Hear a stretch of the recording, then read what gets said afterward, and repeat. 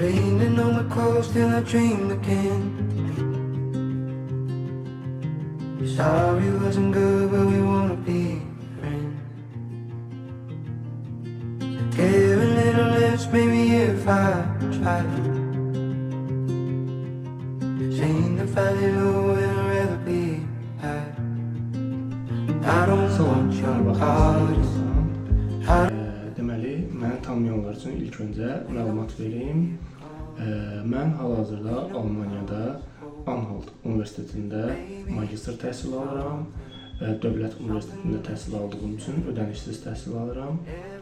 Bu videoda təhsil keyfiyyəti, təhsil sistemi və qəbul şərtləri haqqında qısa məlumat verəcəm. Necə qəbul ola bilərsiniz, necə gələ bilərsiniz. Deməli, ilk öncə onu deyim kimi, videodan başlığında da qeyd olunduğu kimi mən Almaniyada aşağı ortalama ilə ödənişsiz təhsil alıram, magistr təhsil alıram və bu həqiqətən də mümkündür və bu prosesi əvvəlindən axırına kimi özünüz şəxsən idarə edə bilərsiniz, heç bir köməyə ehtiyacınız olmadan. Azərbaycanda bəzi şirkətlər insanları aldatmağa çalışırlar, daha doğrusu yanlış məlumat verirlər ki, siz aşağı ortalama ilə Almaniyada magistr təhsili ala bilmərsiniz, alsaz da nə bilim ödənişli təhsil alarsınız və yaxud öz proqramınız üzrə təhsil almalısınız. Belə məlumatlar verirlər, halbuki bu məlumatlar təbii ki, heç bir əsası yoxdur. Çünki həqiqətən də Almaniyada aşağı ortalama ilə hətta öz proqramınıza yaxın, amma tam uyğun olmayan proqramda təhsil ala bilərsiniz. Magistr təhsili alıb təhsilinizə davam edə bilərsiniz. Almaniyada təhsil almağın əsas üstünlükləri nələrdir? Təbii ki, təhsil keyfiyyətinin yüksək olması və Almaniyada dövlət universitetlərinin ödənişsiz olması.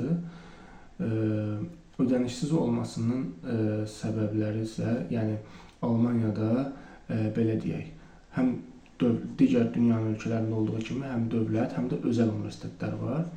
Özəl universitetlər ödənişlidir və qiyməti də həqiqətən bahadır. Amma dövlət universitetləri çoxluq təşkil edir və bu universitetlər ödənişsizdir. Deməli, ilk öncə təhsilin keyfiyyəti haqqında məlumat verəcəm qısaca, sonra isə necə qəbul almaq olar, necə gəlmək olar, o haqqda danışacağam. Almaniyada təhsil sistemi həqiqətən də müasir və keyfiyyətlidir. Sinif otaqları elektron vasitələrlə təmin olunur. Yəni, bizim bildiyimiz lövhələr, mellə yazılan lövhələr yoxdur. Əsasən monitorlardan istifadə olunur. Videonun əvvəlində bəzi şəkillər də paylaşmışam. Orada da gördüyünüz kimi sinif otaqları bu cür monitorlarla təmin olunur və həqiqətən də digital olaraq çox müasirdir. Moodle deyilən bir telefon əpi var, proqramı var. Siz təhsil prosesinizi başdan ayağa o proqram vasitəsilə izləyə bilirsiniz. Sizə müəllimin verdiyi qiymətlər, professorların verdiyi ev tapşırıqları, hər şey o Moodle vasitəsilə izləmək olur. İmtahan vaxtlarınız, imtahan nəticələriniz, ev tapşırığı nəticələriniz, dərslərin vaxtları, cədvəllər, hər şey o proqram vasitəsilə izləyə bilirsiniz və o proqram vasitəsilə də sizin professorlarınızdan gələn e-mailləri görə bilirsiniz. Bu böyük bir tələbə üçün həqiqətən böyük bir önəm kəsb edir. Digər bir məsələ isə təbii ki, burada universitetlərdə tələbələrin psixoloji, fiziki, zehni durumuna böyük önəm verməkləridir. Universitetlərin çoxsunda, yəni dövlət universitetlərində xüsusi kartlar satılır. O kartlar 20 euro civarında olur. Siz o kartı alaraq yaşadığınız şəhərdə istənilən idman zalları, bu zallar nələrdir? fitness zalları, üzgüçülük zalları, tennis stadionları, futbol stadionları, boks və kickboxing zalları hamısından ödənişsiz istifadə edə bilirsiniz. Sadəcə 20 evroya kart alırsınız, təhsil müddəti boyunca bu zallardan ödənişsiz istifadə edirsiniz. O ki qaldı təhsilin ödənişinə. Almaniyada dövlət universitetlərində təhsil ödənişsizdir, amma semestr ödənişi deyilən bir ödəniş var. Semestr ödənişi də belə deyək də tələbənin maddi cəhətdən tələbəni dəstəkləmək üçün yaradılmış bir şeydir. Semestr ödənişi bizə Deutschland ticket də daxil olur. Bu nə deməkdir? Siz tələbə olaraq Almaniya daxilində pulsuz səyahət edə bilirsiniz. Şəhərdən şəhərə və yaxud şəhərin içində hara istəsəz Almaniyada pulsuz səyahət edə bilirsiniz Deutschland ticket vasitəsilə. Semestr ödənişləri isə adətən 250 evrodan başlayır, 1500-1400 evroya qədər gedir. Semestr ödənişi bu qədərdir, yəni 250-1400 arasıdır təxminən. Və bu semestr ödənişini siz 6 aydan bir edirsiniz. Onun sayəsində də pulsuz səyahət edə bilirsiniz Almaniya daxilində və bayaq sadaladığım özəlliklərdən ödənişsiz istifadə edə bilirsiniz. Məsələn, psixoloji qruplar var, departamentlər var. Xüsusilə yeni gələnlər üçün bu çox önəmlidir.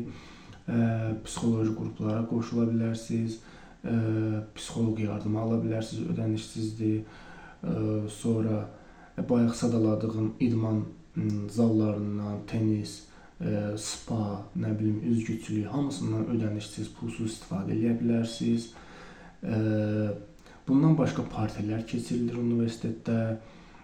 O partilərdə iştirak edə bilərsiniz və universitetin partiləri adətən yemək və içmək ödənişsiz olur, o da pulsuz olur. Gəlib yeni dostlar tapa bilərsiniz. Yəni sizin sosiallaşmağınız üçün, sizin psixoloji durumunuzun rahat olmaq üçün universitet belə desək, yaxşısı ilə pisi ilə əlindən gələni eləyir. Bu da böyük bir müsbətdir təbii ki, tələbə üçün, xüsusilə xarici tələbə üçün.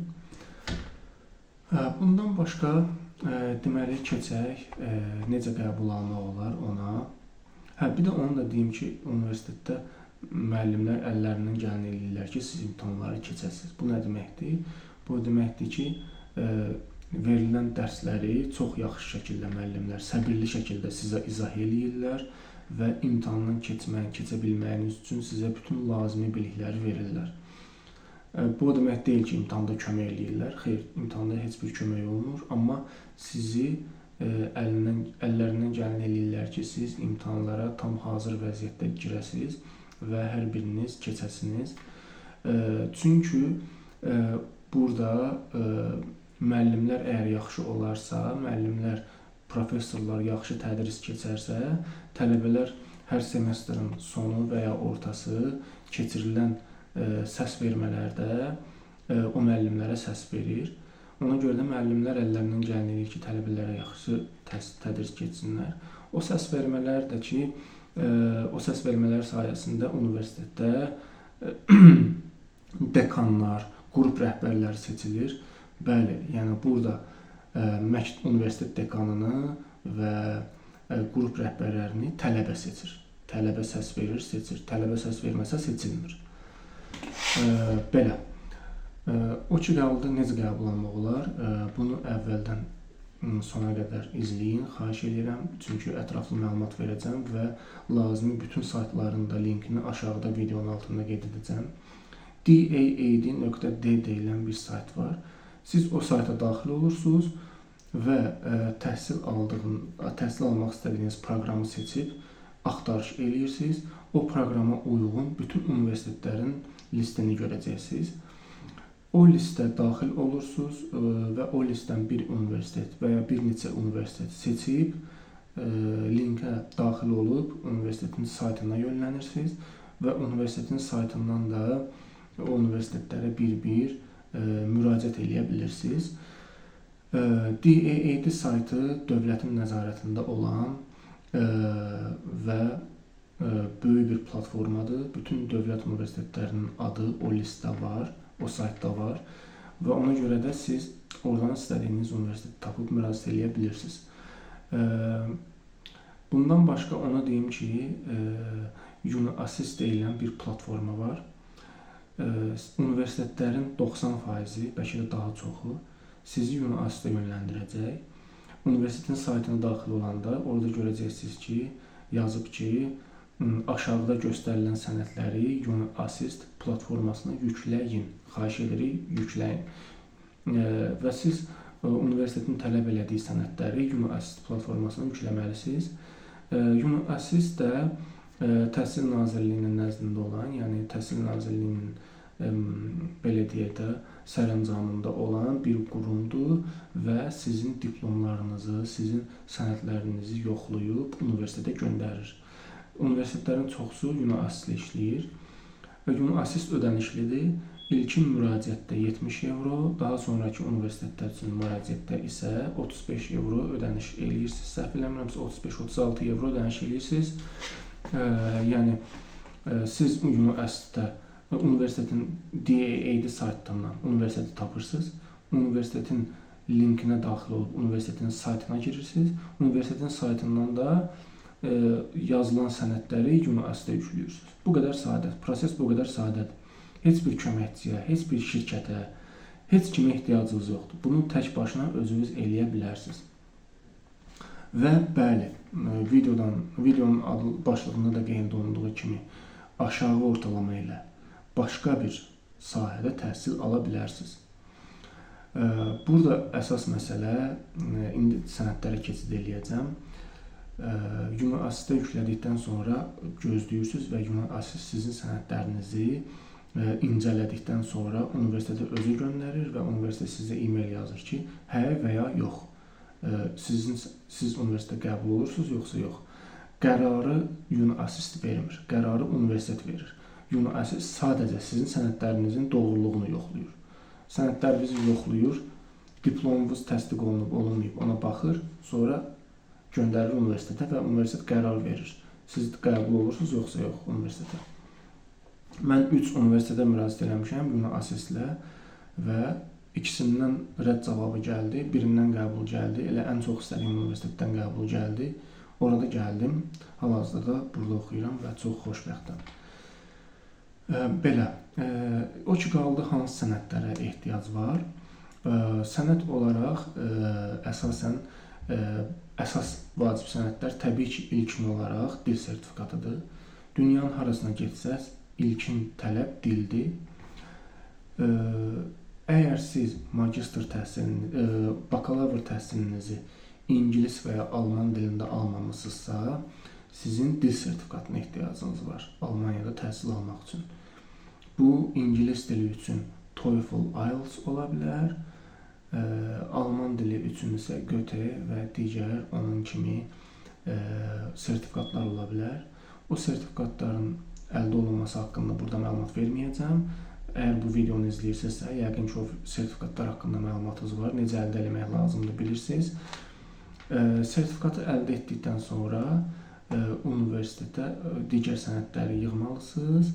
Bunlar nələrdir? Motivasiya məktubu yazmalısınız.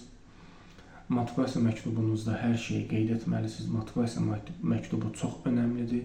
Xüsusilə də əgər bakalavra uyğun olmayan, bakalavra aidiyyəti olmayan sahə üzrə təhsil alırsınızsa, motivasiya məktubu çox önəmlidir. Motivasiya məktubu yazırsınız və 2 ədəd, universitetlərin çoxusu 2 ədəd tələb eləyir. 2 ədəd referans məktubu əldə etməlisiniz. Bu referans məktublarından biri mütləq universitet professorunuzdan olmalıdır. Bakalavr təhsil aldığınız universitet professorundan referans almalısınız. Referansı aldınız, birini də iş yerindən ala bilərsiniz, digərini iş yerindən aldınız. Artıq sizin 3 sənəd, əsas sənədiniz hazırdır. Bunlar nələr oldu? Motivasiya məktubu, referans məktubu, universitetə qəbul olmaq üçün və digəri də dil sertifikatı. Əsas bu 3 sənəd varsa sizdə, digərləri də onsuz da var. Digərləri nələrdir? Bakalavr diplomunuz, bəzi hallarda attestat tələb eləyirlər, bəzi hallarda eləmirlər. Attestatınız və attestatınız, bakalavr diplomunuz və pasportunuz. Əsas sənədlər bunlardır. Deməli, başdan bir də sayıram. Motivasiya məktubu, dil sertifikatı, 2 ədəd referans, pasportunuz, bakalavr diplomunuz və attestatınız. Bu sənədləri hansını ki dil tərcümə eləməlisiniz, hamısını ingilis dilinə tərcümə elətdirməlisiniz. Alman dilində təhsil alanlardan daha çox alman dilində tərcümə tələb olunur. Amma ingilis dilində təhsil alırsınızsa problem deyil. İngilis dilində də tərcümə təsdiq elətdirib notariusda göndərməlisiniz. Bu 6 sənəd ən vacib 6 sənəddir. Bunları bütün universitetlər demək olar ki, tələb eləyirlər. Bəzi universitetlər UniAssist-dən işləmirlər. Onlar sənədləri şəxsən öz saytında qeyd eləyirlər və e-mail verirlər sizə ki, mən bütün bu sənədləri bu e-mailə göndərin. O universitetlər necə işləyirlər? O universitetlər diplomunuzun təsdiqini istəyirlər. Anabin deyilən bir sayt var. O saytın da linkini aşağıya qoyacağam videonun altına. O Anabin saytından girib siz diplomunuzun Almaniyada tanınıb tanınmadığına baxa bilərsiniz. Yəni diplomunuz Anabin saytında göstərir, tanınır və ya yox. Əgər diplomunuzun adını orada tapa bilməsəniz, universitetin adınızı orada tapa bilməsəniz, o zaman başqa bir qurumda var, hal-hazırda adını xatırlamıram. O quruma daxil olub diplomunuzu 3 ay ərzində təsdiqlədə bilərsiniz. O diplomda o saytda sırf diplomların təsdiqlənməsi, o qurum daha doğrusu sırf diplomların təsdiqlənməsi işinə baxır. Onun da adını öyrənib videonun altında qeyd eləyəcəm. Bu qədər. Məncə hər şeyi qeyd etdim. Çalışın bir yox, bir neçə universitetə müraciət edin. Çünki bir universitet sizə rədd verəndə heç olmasa digəri qəbul versin. Bilirəm, UniAssist ödənişlidir. Mən də 3 universitetə qəbul eləmişəm UniAssist-ə. Birincisinə 75, digərlərinə 35 evro ödəniş eləmişəm. Biraz ödənişi var, çoxdur, amma çalışın vaxt itirməmək üçün, şansınızı artırmaq üçün bir neçə universitetə müraciət edin eyni vaxtda. Bu önəmlidir. Və əgər öz sahəniz üzrə təhsil almayacaqsınızsa, başqa bir sahədə təhsil almaq istəyirsinizsə, mütləq sizin həmin sahə üzrə ya iş təcrübəniz olmalı, ya da ona uyğun bir, belə deyək də, o sahədə hər hansısa bir biliyinizin olduğunu sübut eləməlisiniz. Motivasiya məktubu ilə və iş təcrübənizlə. Mən məsəl üçün turizm üzrə təhsil almışam, amma mən Almaniyada Architectural and Cultural Heritage, yəni memarlıq və mədəni irsin qorunmasını oxuyuram. Motivasiya məktubunda turizm üzrə təhsil aldığımı, lakin turizm şirkətlərində işləyərkən memarlıq abidələri ilə dolu olan şəhərlərə getdiyimi, orada turistlərə rəhbərlik etdiyimi, mədəni layihələr üzrə broşurlar payladığımı qeyd etmişəm motivasiya məktubumda. Ona görə də mənə qəbul gəlib. Açığı, yəni mənə buna görə qəbul gəlib. Və bəli, 65 ortalama ilə qəbul almışam. Bu da önəmli bir faktordur. Bu qədər. Başqa nə sualınız olarsa, mənə e-mail vasitəsilə yaza bilərsiniz. Bütün suallarınızı cavablandırmağa hazıram. E-mailimi də aşağıda link bölməsində qeyd edəcəm.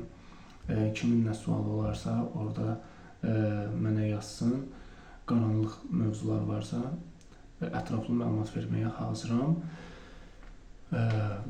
Zəhmət olmasa videonu like eləyin. Bundan sonra da video çəkəcəm və növbəti videomda viza prosesini izah eləyəcəm. Çünki mən bütün bu prosesləri tək başına özüm aparmışam. Universitetə qəbulda özüm almışam, vizanı da özüm almışam və 65 ortalama ilə ödənişsiz universitetə qəbul alıb bura gəlmişəm. Ona görə də necə olubsa, necə qəbul almışamsa, necə viza prosesləri olubsa, hamısını izah eləyəcəm. Növbəti videoda da inşallah viza haqqında məlumat verəcəm.